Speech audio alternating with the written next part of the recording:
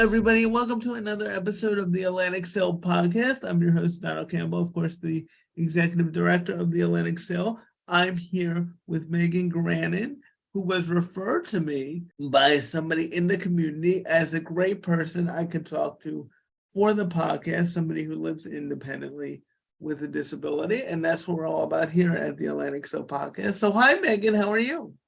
Hi, how are you? I'm good. Hi, Megan. So I'm going to start with an intro question. Just tell us a little bit about you and the disability you live with. Okay. I have a very rare form of dwarfism called Metatropic Dysplasia, and it affects about 100 people in the world. I have a twin sister, and I'm a teacher, and I love everything about that job. Just to be able to teach the kids about different things and show them that there's different people in the world besides themselves. And I'm now saving up to move out of my parents' house. Oh, that's awesome. And, living out is expensive. So a lot of people, I think, are saving up and making sure they have enough funds to live out by themselves because it's not cheap. I know I live with two other people just to make ends meet. It is not. Yeah, it is expensive. It is not. People have really got to think about when they're ready to move out. If they're fortunate enough to have somebody like parents to live with, really having a plan in place and saving for a while before you make the jump. So tell us, you talked about your dwarfism. Is it genetic? What causes dwarfism? Just so people understand. So my dwarfism, actually, they thought that my parents carried the gene, and just within, I would say, the past 10 or so years, they figured out there's a genetic test for it. It is genetic. It was like a lightning bolt, like it just happened one time. My parents decided not to have more kids after my sister and I, just because they were told that they could have another child like me. And they were actually fortunate enough to have one that didn't have like the severe end of it, because it could be severe or fatal if it's that end of it. So I actually got tested and I carry the gene, so it will be genetic for me, but it wasn't for them. And most dwarfisms are like a lightning bolt. It just happens once. Just happens once. So does your sister live with dwarfism as well, or she does not? She's not. We're not identical. I don't think my parents could handle two of us. Me. Yes, yeah, yes. That would have been. It would have been too much for them. Yeah. So, what was it like growing up with dwarfism, and what were some of the challenges and some of the things that went along with it?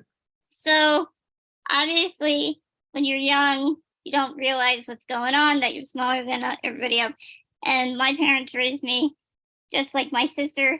They put me in dance lessons. They put me in ice skating lessons, horseback riding. I was raised to do everything like everybody else. I don't think it hit me till middle school. It didn't hit me till middle school that I was different, because our community, I went through Waterford Public Schools, and our community was like very sheltered, like everything was good, But when I went to middle school, that's when it hit me. And one of the high schoolers told everybody on the bus I had AIDS and nobody should sit near me. That's when I think it really hit me. But I really didn't have many challenges.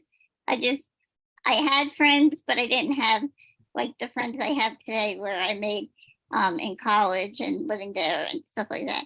Not to say I don't talk to many people from high school. I just really don't. That's all right. I feel you. I have some relationships from high school, but it's a bubble, and when you get out of it, you realize that the world is kind of bigger than that bubble you were in. And, yeah, and I agree with you. I mean, I have cerebral palsy, so I always was aware of my disability, but it gets highlighted more kind of in that middle school and high school level where people really start unfortunately noticing and sometimes making a big deal out of differences because everybody's insecure. Yeah. Yeah. So anything that can take the focus off of them sometimes is Oh yeah. a good strategy. So that story you told, I think some people a lot of people with disabilities, different type of disabilities, have a variation of that where it wasn't you didn't even really focus on it, and then somebody kind of pointed it out in a real ignorant and foolish way, and then it was like, oh, now I got to deal with it. Oh yeah. Yeah. So how was college like? Where'd you Uh, go to college, and how'd you end up kind of in the career field? so I was not the best student at all, and it's kind of ironic that I'm a teacher because I love school, but I was not good, and it was due to the fact that I was in and out of school when I was younger for surgeries. So that brought me to I was in pull-out classes, and so I worked so hard to get out of that by high school, and but there was just so much time lost, so the SATs didn't go well, obviously. Me either. Yeah, I know. So it's like, oh well. So I kind of just said whatever, and it's kind of funny because my sister was waiting around for envelopes, and I'm like, whatever. So kind of, I had the kind of whatever feel going out of high school, which is probably not the best thing. And I got told you're either getting a job or going to county college because you're not sitting around the house. Was that your parents? Yeah, that was my mom. So I was like, okay. So I was like, but sitting around the house sounds really good right now. I know, but Yeah. you had good parents. You had Yeah. good parents. Yeah. So I was like, okay. So I was like, she's not going to do anything. And lo and behold, she took me to county college and dropped me off and said, you're taking the transfer or the entrance exam. And I did. And of course, I was in remedial courses, but honestly, that was the best thing for me to go to county college just because I was just catching up on academic stuff, and it really truly saved me because now I was my own person. I didn't have an aide anymore. It was all up to me. I took my own notes, and that's what I needed, honestly, to be me, to come out and be me. So I was at Camden County for 3 years, and I thought I was going to be in computer programming, and that was a lie because the lady that set up the class said, "That's a fun class, take it." I kid you not, I was at the tutor every Saturday from opening till when he was done. So it was like 8 to 12, 4 hours to get these programming things done. By the end, he was like, here, just take the sheet and copy the answers. That's how bad I was. So that was not the career field for me. So I did go into teaching, and I was so happy I did that. So I did course hours there, and then I graduated in 3 years, like I said, with my associates in education. And then I transferred to Stockton University for 3 more years. And honestly, I could have not asked for a better experience. I met my lifelong friends now there, and I lived on campus there, and they redid the whole bed area apartment for me, and it was just such an amazing experience. And if I could go back, I would do it again 1,000 times over. That's awesome. When did you graduate from Stockton? In 2017 of December. Oh, awesome. That's great. That's where I graduated from as well in 2013, and Stockton is great. We probably passed each other. Yeah, we probably did pass each other. We should have started some disability alliance thing, Yeah. the events.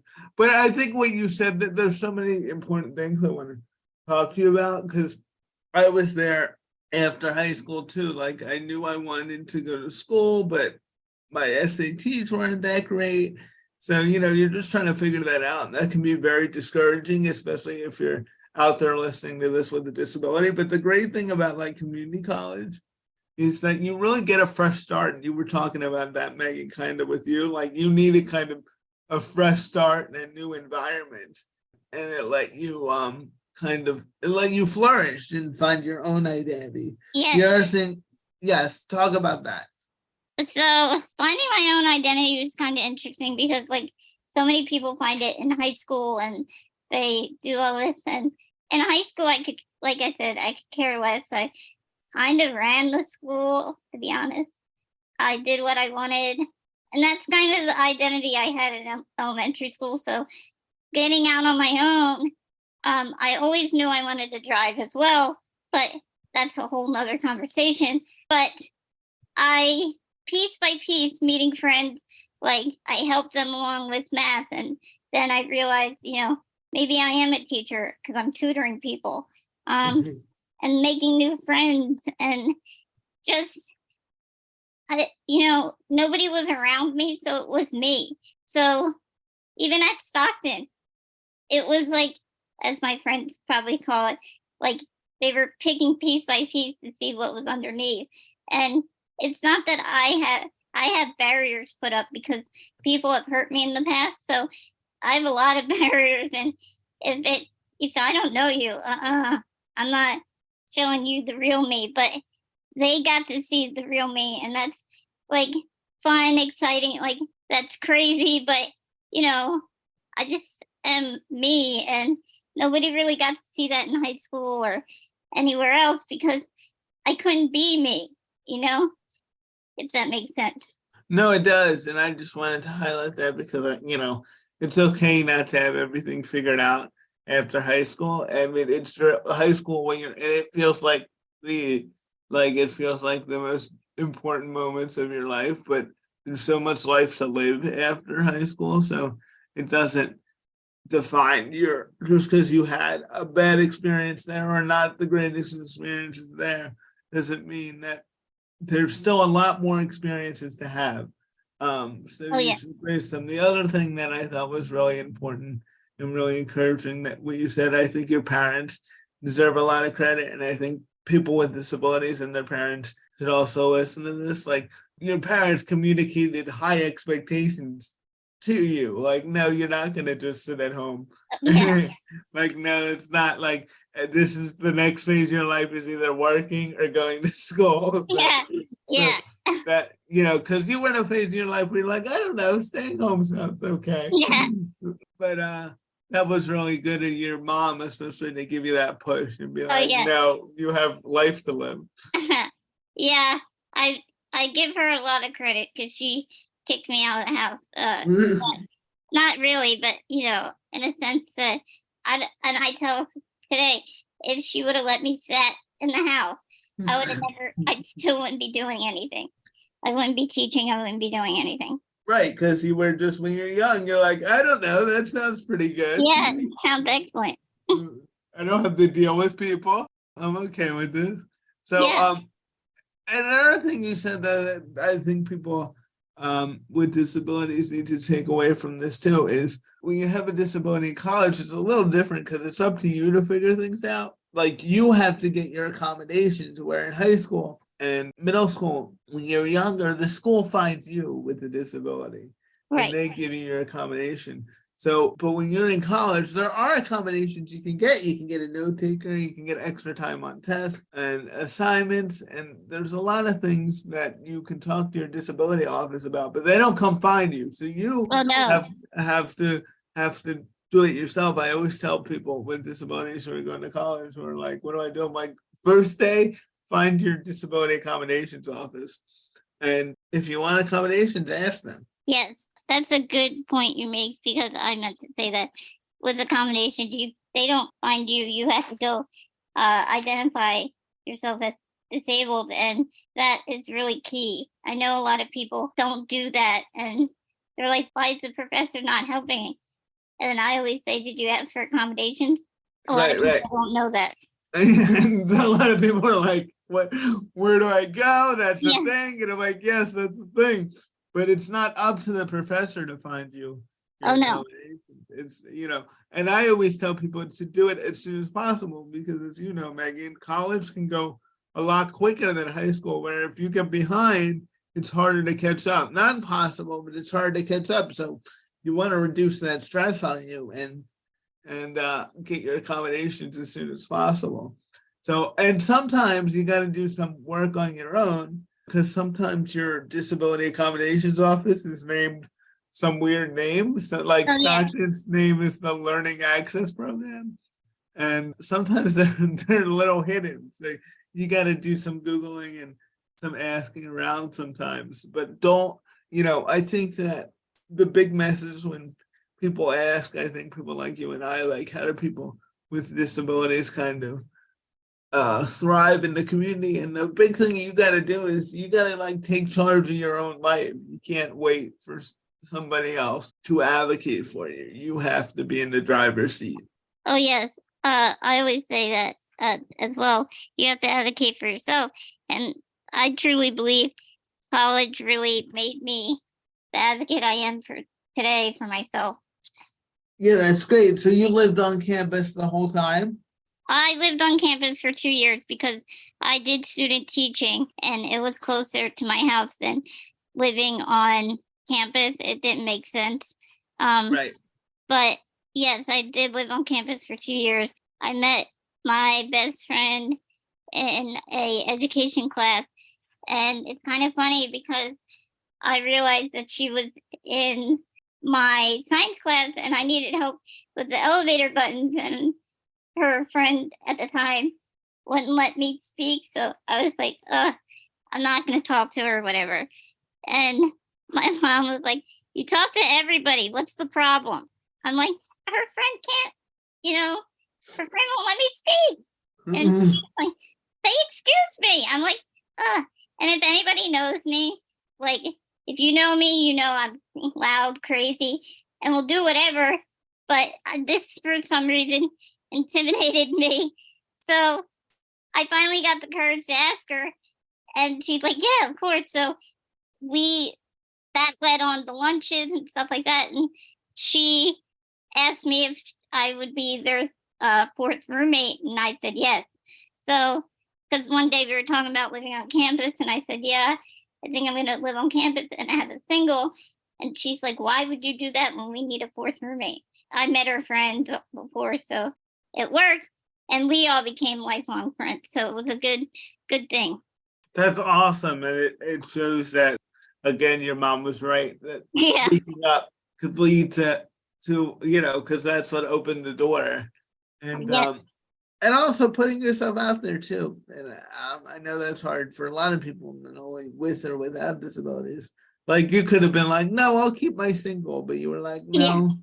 like, let's have the college experience a little bit and have some fun and connect with some new people. And you still have those friendships to this day. So tell me about how you got your job as a teacher Okay. and where you work now.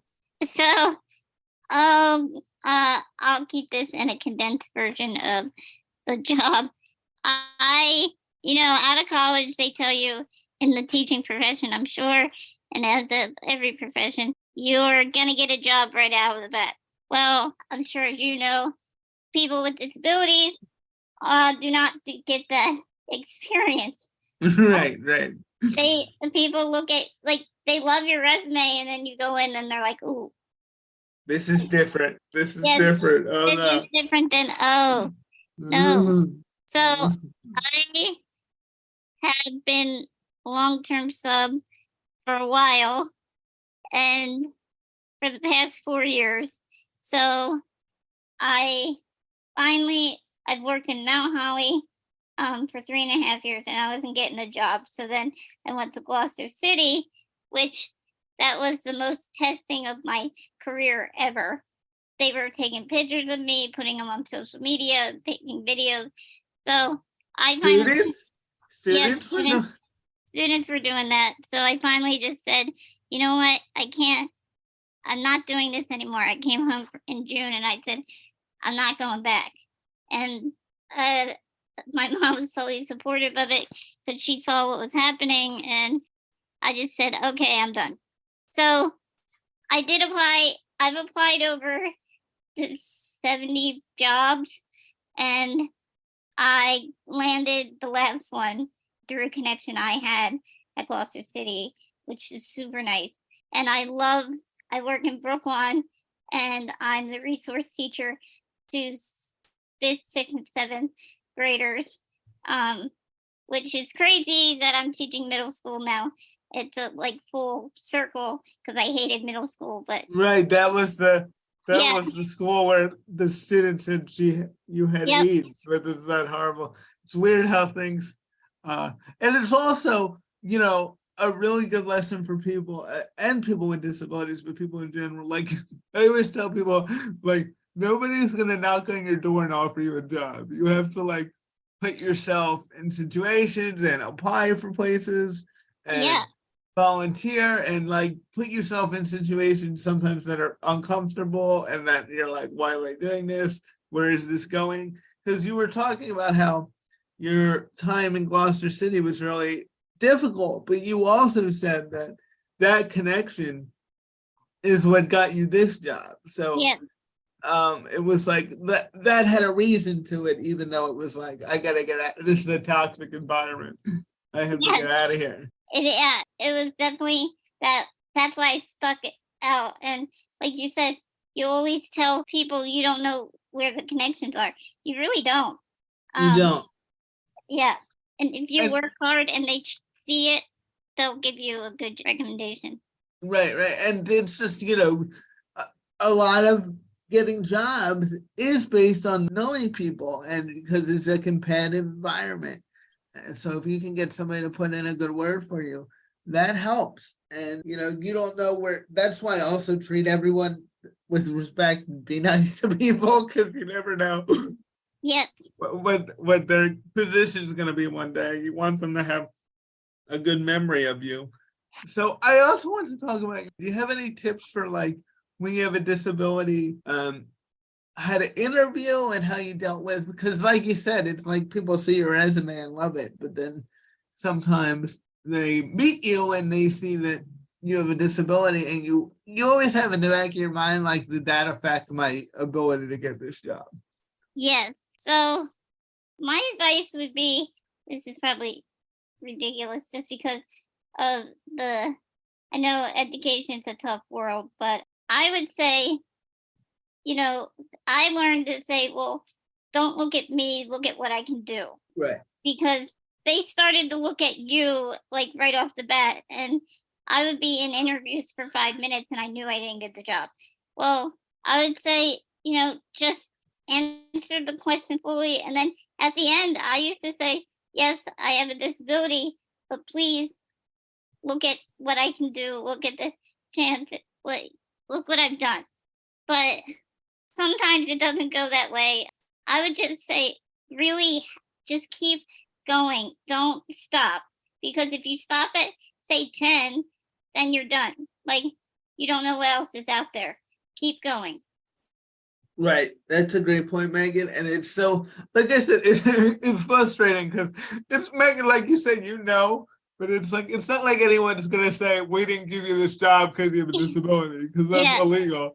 So, it's, you never know. And sometimes it's not the reason, who knows? But like, so you can't obsess about, even though it's hard, the rejection and the negative of it. You're just gonna keep pushing away. And the thing I always tell people is if somebody didn't give you a job because of your disability, you don't want to work there anyway, because it's not Yeah, a you good don't. environment for you anyway. So it kind of weeds itself out. But like you said, you got to keep pushing yourself because there are teachers with disabilities. Like I went to law school, there are lawyers with disabilities.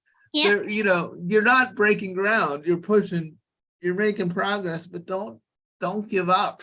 Don't give up because, when you do get a job, then it's also helping other people with disabilities. Because then, if there is anyone with their stereotypes, they're saying, "Hey, people with disabilities can work," and you're also bringing something new to the environment. Like I'm sure a lot of students have learned about disability from having you as a teacher, which is a great experience, I bet, Yeah. for a lot of them. They truly have. I had my one student, and he was like, Miss G, I said, yes. And I'm waiting for it. I'm like, oh, here it comes. And he was like, I've never had a teacher that's smaller than me. I'm like, well, I've never had, I said, I never, there's so many things that you never had before. And I'm glad you're being honest with me. And then he just moved on. And I was like, well, there we go. Right, right. Yeah. Like you thought it was gonna be like a whole thing, but he just Yeah. wanted to acknowledge it. Yeah. Like, It was quick. I was like, all right. all right, I thought we were gonna have to do the entire disability, conversation. Yes. But yeah, that's a good story. Do you have any accommodations, if you're comfortable disclosing? Do you have anything at work? Like, what would you give? What advice would you give for people with disabilities when they get the job navigating that environment? I have to tell you that my employer has been amazing. When I applied, I was like, oh, I'm not going to get it. And then I was like, because nobody's going to want to make accommodations. Like, I've gone through schools and they don't make accommodations. They just let you do whatever. Like, you know what I mean? They just say, okay, wasn't part of their staff before. But when I got this job, my boss kept saying, whatever you need, we'll do. Whatever you need, we'll do. And I kept saying, okay, all right. And then, so I had a couple friends and my parents were helping me with my classroom.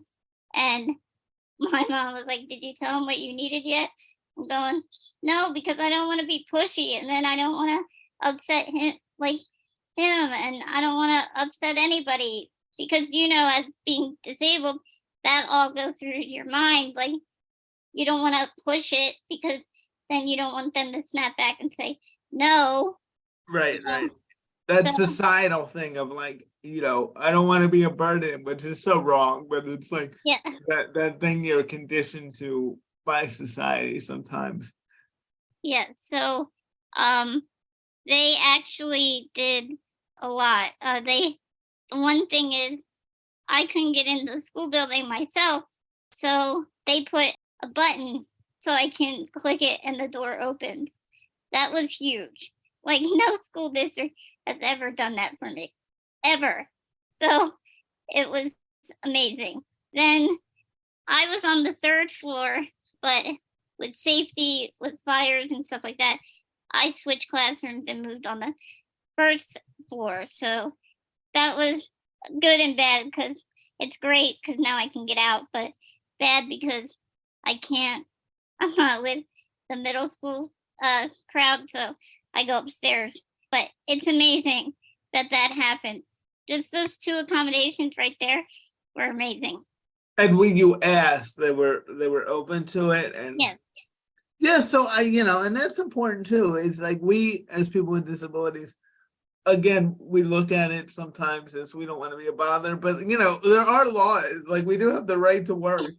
Yeah. So as long as the accommodation is reasonable, and just so people understand, when we say reasonable accommodation, we mean it has to be objectively reasonable and it can't be an undue burden onto wherever you're working. So like Megan couldn't ask for the school to, create a brand new school just for her, because that would have been a undue burden for the school district and the school district, but and the taxpayers. But like moving classrooms, that's really not an undue burden, because there are plenty of classrooms in the school and they could switch it around. Yes. And adding a button onto the door, not only does that benefit Megan, but I guarantee you that probably benefits other people too, or will in the future. And that's the beauty of disability accommodations. Like, people think it's like an expense, but more often than not, we find out that, everybody loves curve cuts and door openers and stuff like that. So, and Zoom and stuff that help people with disabilities, they also make everybody's life easier.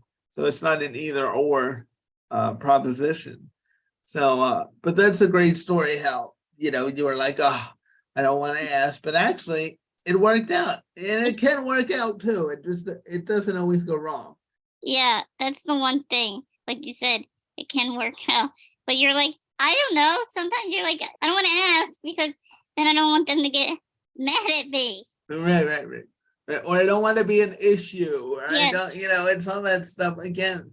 It's like, again, it's that negative framing that I think we really need to get away from, but that society still pushes. But like, because we're not being an issue for wanting, you're not being an issue for wanting to escape the building if it goes on fire. Right. Like that's not being an issue. That's you wanting to like live and work. So it's just important for people to understand. And I always have to remind myself, and I think people with disabilities need to remind themselves of that. So how long have you been teaching at your current school? I just started in September, so it's kind of new, but I did start in September and it's been amazing. All right. So, and did you always teach middle school? You started with the younger. No, I started with kindergarten. I kind of got away from kindergarten due to the fact that it was just becoming too much. And when I went to Gloucester City, I taught middle school, and I was like, oh man, I've been missing this because now I'm actually teaching. So Right. Whereas kindergarten, it's probably more like planning and like just just keeping everybody on track. oh yeah, and singing and dancing and oh my gosh, I'm tired. What are we doing next? Right. Yes. Right. You're like, what's your favorite subject to teach? This is shocking too, but I hated math as a student, but I love teaching it. Oh, I hate math. You could never, you couldn't make me love math, Megan. Nobody can, but Yeah. I'm glad somebody's teaching it because it really is important. But I hated it and still hate it to this day. In fact, I don't even like numbers. I have anxiety when I see numbers. I get it. I don't like it either, but I love teaching it. Yeah, because I bet you it's a real reward because it is very difficult for people, and when you can, for some people, and when you can get them to understand it, it's like, got it. That's probably a great feeling. Yes. That's fun. So, this has been a great discussion. You said something about driving, and I know I don't drive. So, what have been kind of your challenges in that area? And are you drive? And kind of tell me your journey with that. So I do drive. That was about a 12-year process. I got my, at 16, you take your test, your driver's test in high school. So I took that. Let's just say I failed the first 2 times, and I took it a third, and I passed. But everybody's like, "Can she drive? Will she drive?" So I went for an evaluation up in North Jersey at Kessler, and they're like, "Yes, she can drive." So secretly, my dad wanted them to say no, but that didn't happen. So then I did lessons and for a couple years, and I was just about to go take my driver's test, and the guy was like, "Nah, I want you to try a different system." I'm like, "What?"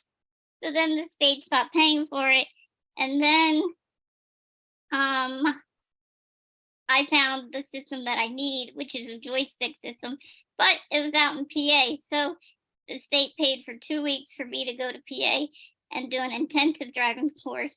And then I came back and took my driver's test here that following November, which was the driving lessons were in the summer. So I definitely had a challenge doing all that. But I'm sure, as you know, DVR is not the most fast working program. Yes. Yes. As much as they helped me, I was aggravated half the time. Yes, and that is DVR is the Division of Vocational Rehab, and they exist to essentially help people with disabilities find jobs. They're under the Department of Labor, so they do a lot of driving lessons, or they will pay for your driving lessons. Sometimes, if you every service they do has to be connected to. Sorry for coughing. to getting a job, getting employment. So I got driver's lessons through there, and Megan was talking about her experience. And there are great people who work there, but it is a bureaucracy, and you have to constantly push for what you need. Yeah. So Megan is correct that you just gotta keep pushing. I did driver's lessons. They paid for some of mine during there too. I ultimately decided after a couple attempts and a couple of different teachers that I wasn't comfortable driving. And now I get around through Lyft and through my other programs and through people driving me. But people with disabilities do drive, and Megan's a great testament that you do have to keep pushing for it. And how long have you been driving, Megan? So 2 years. 2 years. I've been driving. And I absolutely love it. That really gave me that boost of freedom. Yes. Yeah. And you were talking about the different systems. So what do you use? Is it hand controls? Is it? Yes. I use all hand controls, and it's a joystick, like a gaming system. And it's kind of funny because the kids I'll be driving away from school, and the kids will be not following me, but on the sidewalk. And the next day I'll hear, "Did you see Miss G in her car?" Because that thing drives itself. Now I kind of let that go because I'm not going to argue with them, but they think it's the coolest thing ever. So Right. I actually, You're like, it's not exactly driving itself. Yes. I do say that. Well, okay. I am doing something in here. I am doing, something. But so I just think the big takeaways from this conversation is people with disabilities can work, can drive, can do a lot of things, but you have to keep being persistent at it. And you have to be relentless. And I see people with disabilities sometimes get discouraged, but you can't get discouraged. And we need to improve the system. And I'm sure, Megan, you and I could talk a lot about that. And you probably have horror stories about asking for an accommodation. Oh, yeah. It's still not exactly where it should be, but there has been a lot of progress. And we have, as people with disabilities, also have to do our part and ask for these things and keep pushing, because every time there's a person with disability in the workforce working, that's a big victory for the whole community, because it's breaking stereotypes. Megan just being there teaching is a testament to the fact that people with disabilities can work, and a great example to I guarantee you there's some people with disabilities in your class, so that they can see that people with disabilities can have jobs and work is a great thing. And I would love to have you on again, Megan, to talk about more stuff. I'd be honored to come back. But you were great, and keep on teaching people math, because I'll never learn it. But other people have to. Yeah. To make up for me. So thank you for being. Do you want to anything else you want to say as we're wrapping up? I like to say, please don't give up on yourself. I always tell my kids, and I always tell myself that it will happen one day. You just have to keep being persistent about it. Right. I mean, I loved the fact that, and I'll close on this. I mean, you said 70, 80 different interviews, different jobs. Yeah. Now you got the one. And like you said, if I had stopped at 10, it would have been, I'd still be waiting for, or if you stopped at, that school district that was not a positive experience for you, and saying, you know what, I'm not going to teach anymore. That could have been another time for you to give up. But you were like, no, I'm just fine. There are other school districts in the world. Yes. I'll find another one. So just don't get discouraged and keep going. Keep going. Yes. Thank you, Megan, for being with us. And thank you for having me. I'll see everyone next time on in the next episode of the Atlantic Soul Podcast. Bye.